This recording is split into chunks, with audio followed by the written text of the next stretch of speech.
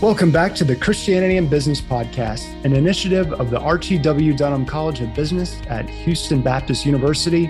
I'm your host, Darren Shear, and this is the show that helps Christian business leaders to integrate biblical values into business. On this episode, we're joined by, once again, Wallace Henley. He was our third guest on the show. Interviewed him about his book with the great grandson of Winston Churchill, a spiritual autobiography of Winston Churchill. You can go back and listen to that interview. Wallace is a former pastor, White House and congressional aide. He served 18 years as a teaching pastor at Houston's Second Baptist Church. Wallace is the author of more than 25 books and now does conferences on the church and culture, church growth and leadership. He's the founder of Belhaven University's Master of Ministry Leadership degree, and he's been married for 60 years. So to the same lady. To the same lady, yes. Thank you for that. We need that qualification nowadays. And so, he's worked. You were a journalist for the Birmingham News during the Civil Rights Movement with Dr. Martin Luther King Jr. and also served in the Nixon administration. And his latest book is titled "Who Will Rule the Coming Gods? The Looming Spiritual Crisis of Artificial Intelligence." And Wallace is a dear friend of HBU and the Center for Christianity and Business. In fact, he dedicated the book to the center's director, Dr. Ernest Liang. Welcome back to the show, Wallace. It's great to be with you, Darren. Thank you. So tell us a bit more about how this book came about. I know Dr. Liang had a bit of a role in that. Indeed, he did. He was at Second Baptist Church. I was at Second Baptist Church. And we, of course, also had our togetherness working on the Center for Christianity and Business. I was in on kind of the founding of that, which was a thrilling experience. And I just came to respect his intellect, his integrity tremendously. A PhD, University of Chicago, economics, finance, business, all sorts of things. So every time I would have the opportunity to get with him, I would take advantage of that. So periodically we would have breakfast together. And one morning at breakfast at Cracker Barrel, we were enjoying conversation when he began to talk about some of the challenges that were coming because of the computer revolution, if you will. As an old guy, I still use that term computer. I'm sure it's something else by now. But nevertheless, we talked about the revolution that was coming and all of the innovation that was coming, but also all the challenges. And the more we talked, the more I was hearing from a more theological side, because that's where my degrees are. I was hearing more from that side, but there was a convergence. I go back to my office and I read a story reporting about how one of a Google engineer, a former Google engineer, had started an AI church where AI was worshipped. And it was either tongue in cheek or whatever, but it nevertheless, it had some impact. And it occurred to me as I read this, that this could become a phenomenon that needed to be addressed, because especially since we are in our society right now losing our sense of God's transcendence, even in some areas of theology and church life. It's more about on the immanent plane. It's more about me than it is God, sometimes in the Christian pulpit. So we're losing this sense of God's overness, our accountability to God. Well, then I came back, I read some more, ran across a story about another engineer who said, the day is going to come when these machines have 1 billion times the computing power of our brain. And he said, what do you call that but God? And all of that just converged. And I began researching, studying the phenomena, the trends of our time and so forth. My son was in that business. My daughter works very closely with it. I call my wife my tech department because she's very able and skilled in it. And I began to think about all of these issues that come down in the future. And the book took almost 3 years to write and to get done. And we're just now coming out with it, even though that breakfast meeting was 3 years ago. Wow. Well, I'm glad it finally came to fruition. I know it's been a long time coming. And so, as you said, the issue of transcendence really takes center stage in the book. Why is this so critical for Christians? And in the book, how do you contrast the idea of true transcendence with this counterfeit transcendence of AI and the things that we tend to make as gods? Let's start with the transcendence we try to invent. It is entirely subjective. There's no objectivity to that kind of transcendence. If I am my own God, then my value system, my worldview, all of those very important things are formed within a convenience scope. That is, that which I will conveniently accept, that which I will conveniently follow in terms of worldview and values. But if I see transcendence objectively, and if I see transcendence on a true vertical scale, this is what happens in government, for example. When the founders were putting together our Constitution, they appealed to transcendence. That was still a very important theme in the American pulpit in those days. And they really took very seriously the sense that they were accountable to the Creator, because the Creator is objectively transcendent.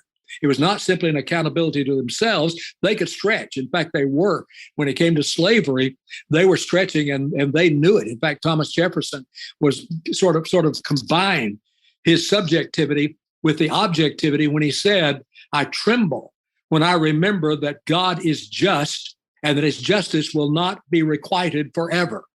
He understood that slavery was wrong, but subjectively, he was not willing to accept that fact. But he did accept it on the level of transcendence, God's accountability to God, and that terrified him. That terrified him. And eventually, of course, slavery went away because our Constitution, our Declaration of Independence, had the poison, if you will, that would destroy that institution of slavery in it because of the sense of the transcendence of God. We are endowed by our Creator with certain inalienable rights, not by our government, not by our own opinions, but by our absolute and transcendent Creator.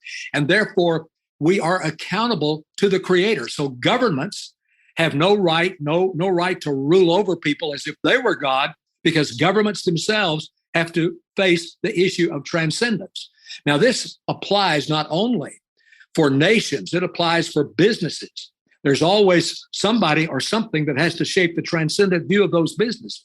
Because without the understanding of transcendence, we don't pay attention to consequences and how consequences can emerge that are disastrous. So long answer to your question, it is absolutely critical, especially in government and in our understanding of society, that we know who is boss, we know who's in charge, and we know to whom we shall have to give an accounting at the end of the day.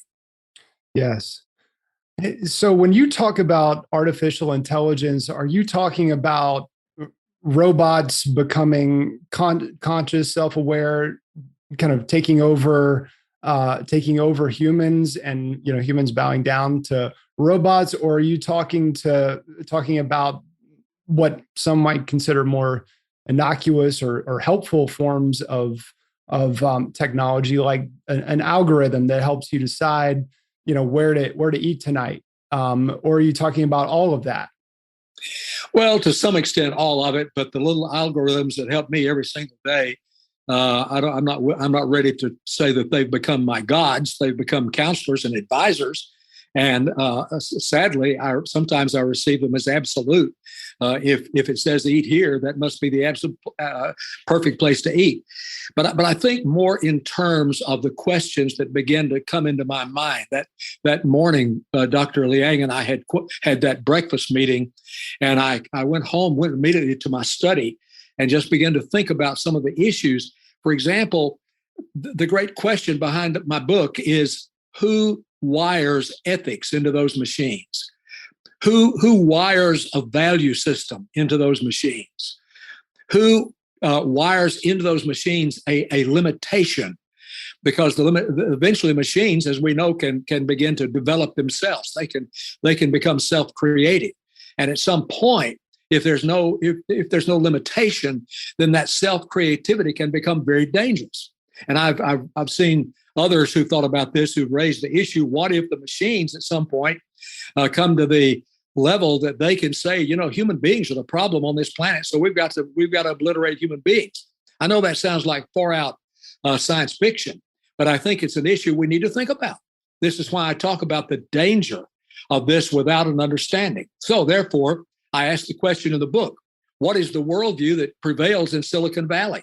What do they see as moral and immoral? What kind of ethical realities do they have? And what is the transcendence that guides the development of these machines with some kind of objectivity that understands that this is a very dangerous thing, or can be a dangerous thing, if we don't have the right kind of accountability? That's what it comes down to. Yeah. What are some of or maybe one or two of the examples of how worldviews are being programmed into these machines and algorithms that's you find alarming?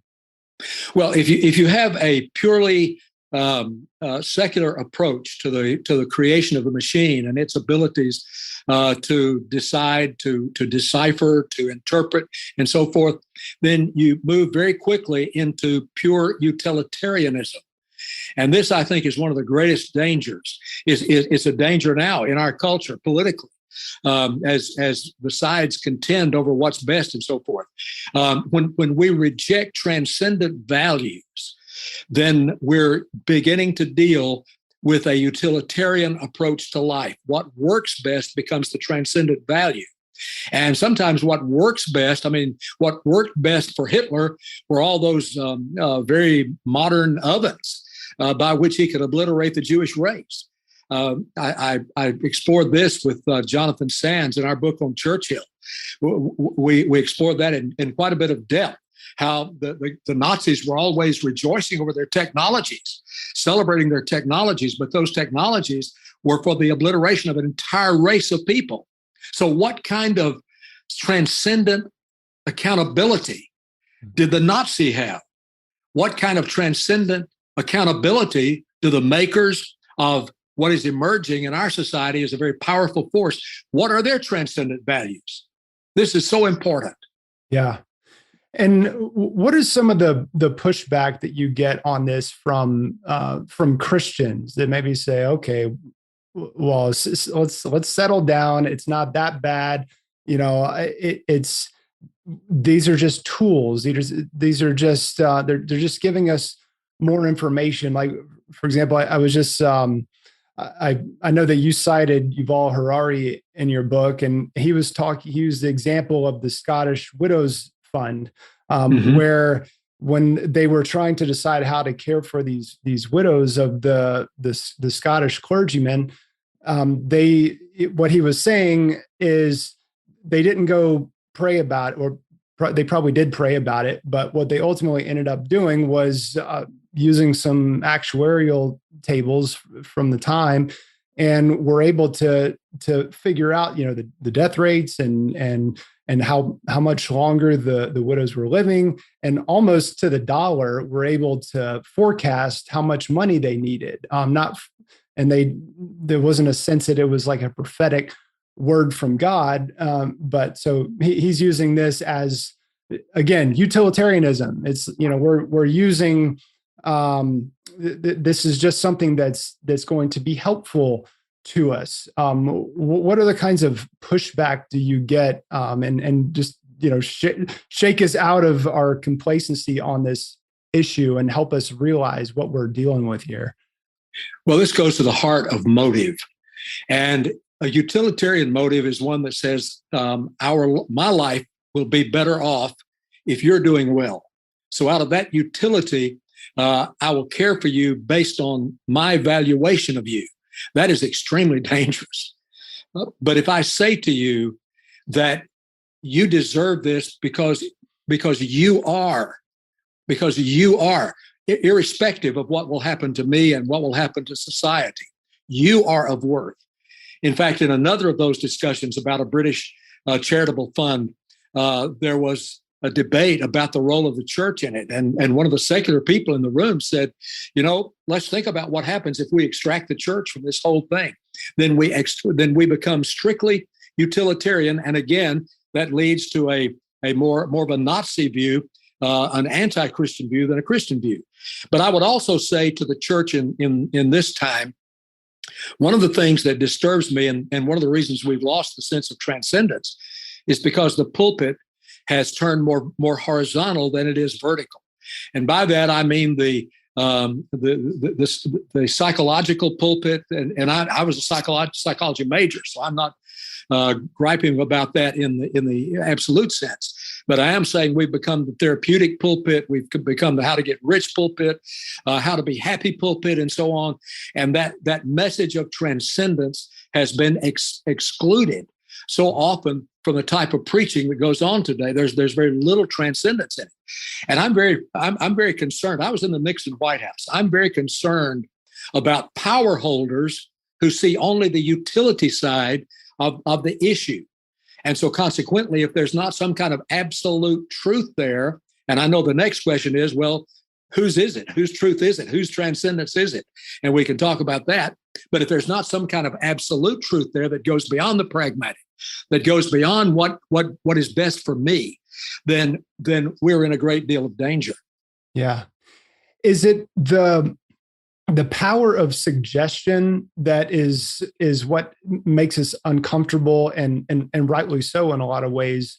For example, years ago, you didn't go online to figure out who you were going to take out on a date. You just, maybe through your church or through your community, somebody fixes you. But now you go, or what a lot of people are doing is going on to, the different dating sites. And so the algorithms really are, kind of supreme in most of our lives. And so what you were saying is that it's not so much the tool that we need to be concerned about, but what is the worldview of the people who are creating those algorithms? Is that right?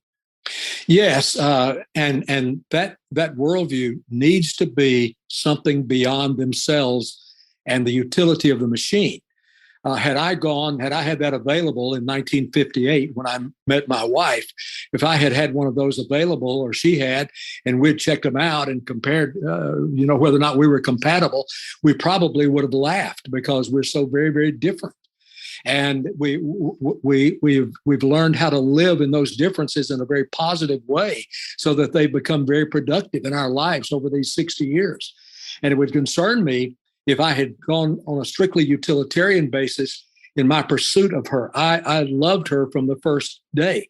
What did that mean? Yeah, she was a joy to be around. She brought joy to me, but there was a value, there was a worth in her that I wanted to shepherd and shelter all my life, and God has given me the joy of doing that. So that's what I'm concerned about. Where's the qualitative? Where we begin to look at the quantitative. What kind of speed can this machine use to bring its decisions forth? What kind of mechanical devices can we wire into these machines? Those are good questions. I'm not anti-science at all, but I'm concerned about the deeper question: why are we putting this in the machine?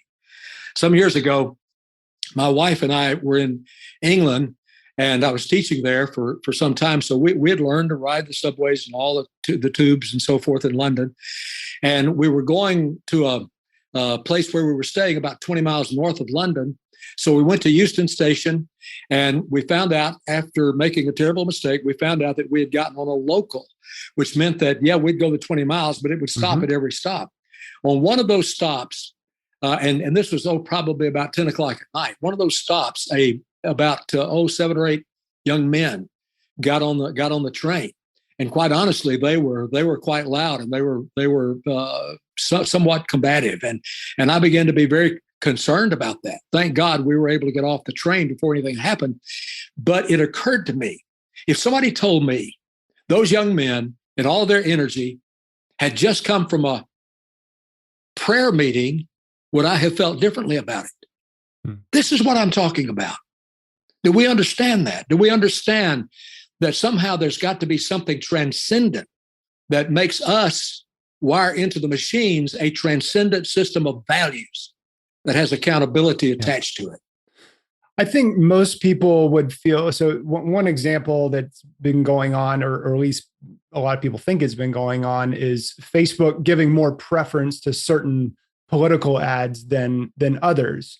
But from a redemptive perspective, would it be okay if Facebook was giving preference to political ads promoting Christian candidates, for example? I am a classical liberal. That means that I'm a liberal in the sense of the founders. And we have the right to choose from two opposing positions. So consequently, I would not want one side inappropriately represented more than another side. I would want to have the privilege of being exposed to both. Now, it's fine by me if on those sides you make all these claims and all these assertions and all those kinds of things, but I want to see it side by side. That's the way I've learned to live for almost 80 years in December. For 80 years as an American, that's how I've learned to live. So I'm accustomed. It's foreign to me when one side is promoted in a greater way than the other. But if you do that, you could put those who are recommending this position, who are very respected on each side, those who stand with that, who are respected on this side, on that side, and let them say, this is why you need to vote for that person. That's what I prefer seeing. Another problem you see without a transcendent view is that we really don't care about that. We don't care whether there's fairness in the process. We'll use the process to, just like the Soviets or just like any other propagandist, we will use that to propagandize. Another issue that comes into this, which is in alignment with this question, is who determines the consensus in our culture? Who determines what is proper, quote, to believe and not believe? And I contend that there are the elites of entertainment, information, academia, governance, and the corporate life. Those five elites, if you will. It's almost like we're living back in Rome, where the elitist establishment determined everything, or in the time of Daniel in Babylon, when the Chaldeans determined what you believe. I'm very uncomfortable in a culture that dictates to me, or who implies to me that my decision may not be a good decision, and therefore I'm going to be overturned. I'm going to be canceled. And this is where this entire culture has come from. We're seeing the overflow, if you will, of this culture in the whole wokeism culture and so forth. So there's reason to be concerned about that. Yeah, and it almost seems like that's like a central resistance that people have to, especially Christians have to this technology, is the power of suggestion. The idea that the algorithm might suggest something to me or to the culture that runs counter to my values.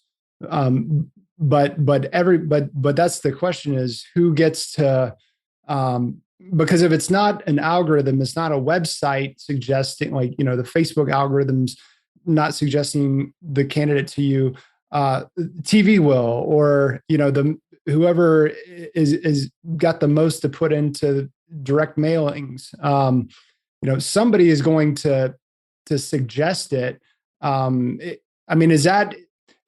Is that a big part of the fear, do you think, of these new emerging technologies? Well, the algorithm is, and I hope I don't make anybody mad with this, the algorithm in the secular sense is like the Holy Spirit in the transcendent sense, in that the algorithm informs and inspires and instructs certain processes of decision making.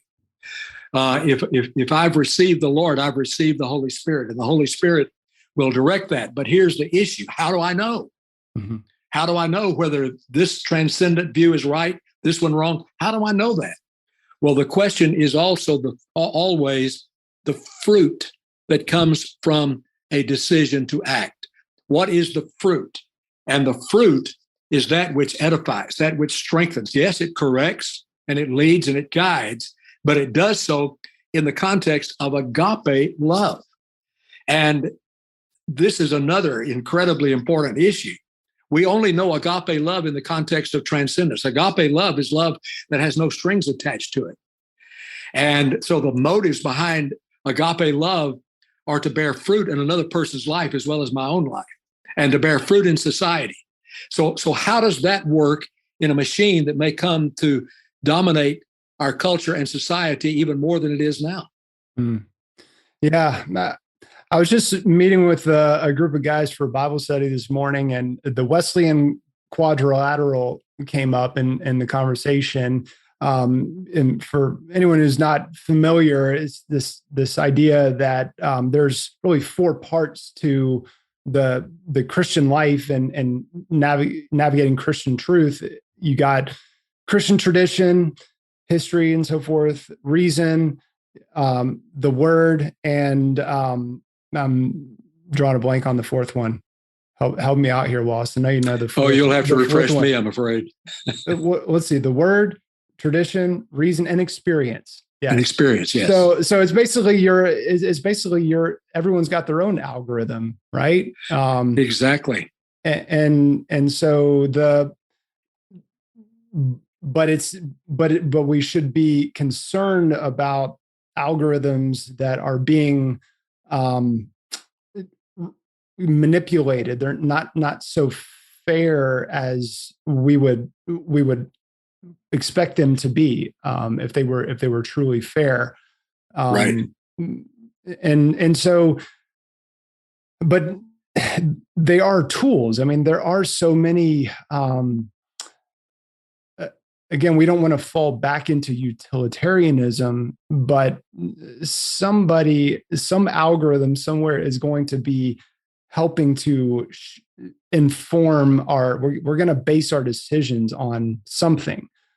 Like the Scottish Widows Fund. I mean, they went to get counsel about how do we do this, and where they really focused was on the mathematics of it. And the science of it. It wasn't so much of a, and of course, God is the God of mathematics. So we're not saying these are two separate things, but it's something that God used to make sure that these widows and their children were cared for.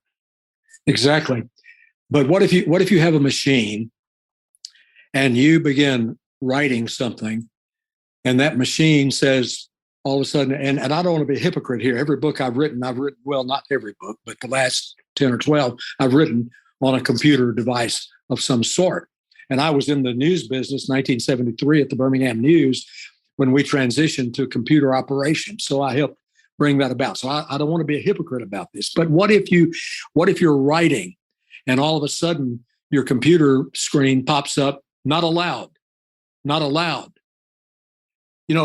That's happening to some extent in places like China and North Korea, to the extent they allow anybody to have one, in totalitarian societies. And we're moving very quickly toward a totalitarian mentality. It seems to be more useful if we get rid of all this messy debate and all this messy stuff that we do of opposing one another. And that's of great concern to me. And so consequently, who's going to determine that? Again, this comes back to the cancel society. And let's talk about the widows for just a moment. At some point, there could be an algorithm that would seem to be very logical that says widows are a drain on culture.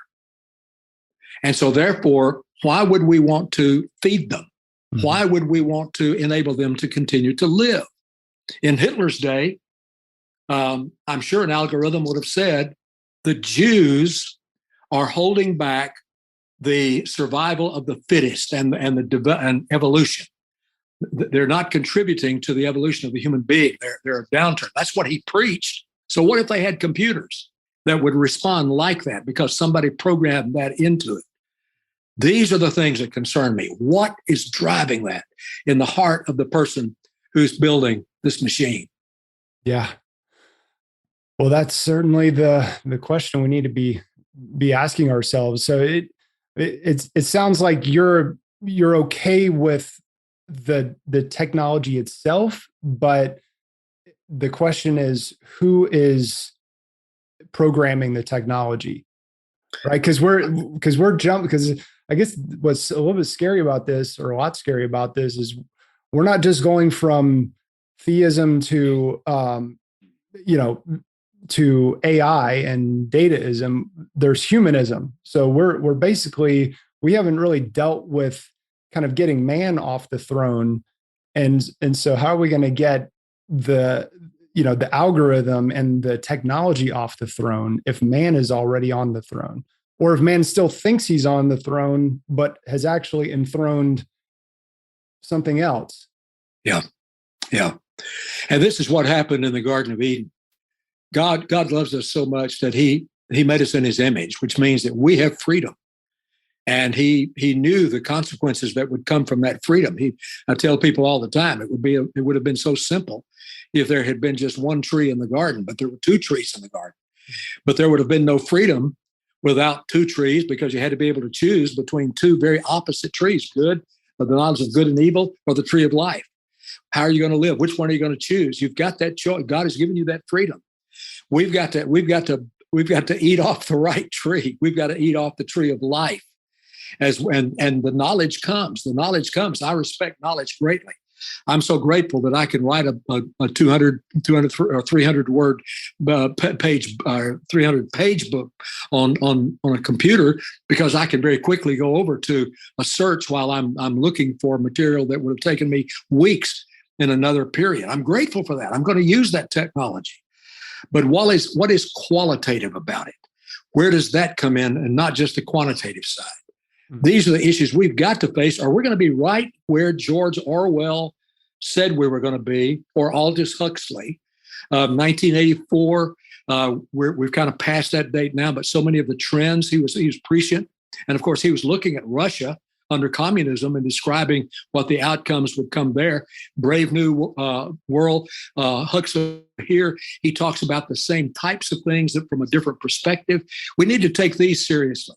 We need to take the Bible seriously, in my view, or other writings that produce the kind of fruit that would be good for a culture, not good from my perspective, but good from the perspective of what comes from it for others as well as myself. We've got to look at it from that perspective. So, Wallace, how do we maintain, or I mean, for a lot of us, we've kind of lost a high view of God's true transcendence, but how do we regain that and at the same time be able to, without becoming utilitarian, be able to use these technologies without being beholden to them? The pulpit, so much of this, I left the White House in 1973 believing the church is probably the most potent organism in society. And I think the pulpit needs to return to a message of transcendence.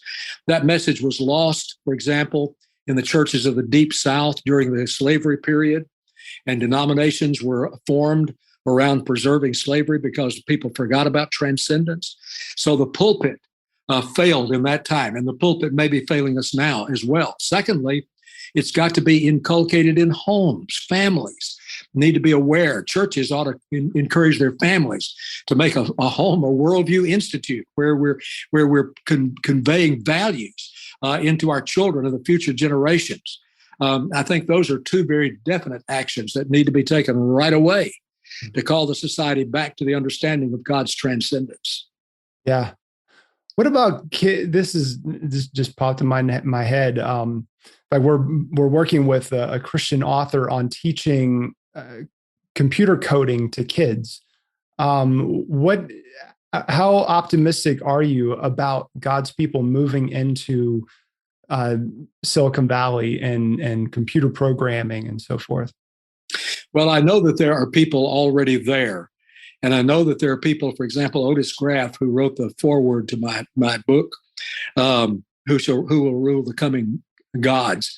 Otis is, of course, another technologist. So they're already there, and I encourage them.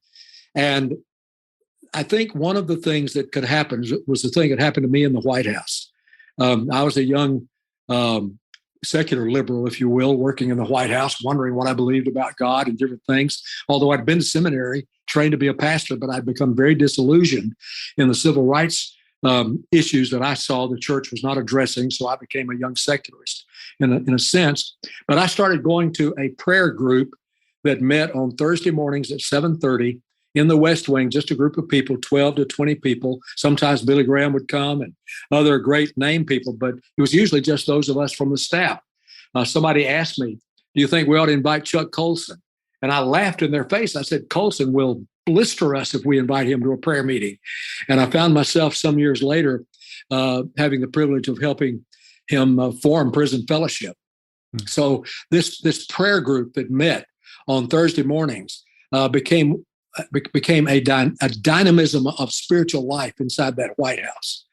And it was a wonderful thing to see people gravitate toward us as individuals because of the quality of things that God was doing in our lives. So I think that more informal, relational kind of effort, more than something that is just very intensely organized and programmed and so forth.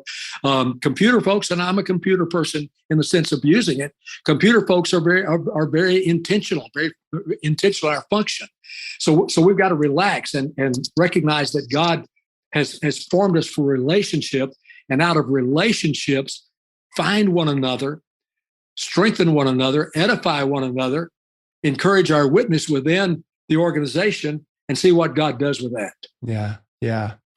Because computers are great at calculating, mathematical equations and so on. Not great at factoring in morality and ethics and Christian values. And so, while this has been fascinating and encouraging, again, the title of the book is "Who Will Rule the Coming Gods? The Looming Spiritual Crisis of Artificial Intelligence." I'm sure you can get that book wherever books are sold. Wallace, anything else you want to tell us about how people can keep up with what you're doing? Thank you. I write every week in the Christian Post, and it would be a delight to have folks follow those articles. Excellent. We'll get a link to that in the show notes. Everybody can subscribe to and follow Wallace there. Wallace, thank you so much for your time and your friendship of the center. We appreciate you. My joy. Great questions. Thank you. We hope you've enjoyed this episode. And if so, we would greatly appreciate it if you would leave us a quick rating and review for the Christianity in Business podcast on iTunes. You can get more information about HBU Center for Christianity in Business at christianityinbusiness.com. Thanks for listening, and remember to keep integrating biblical values into your business.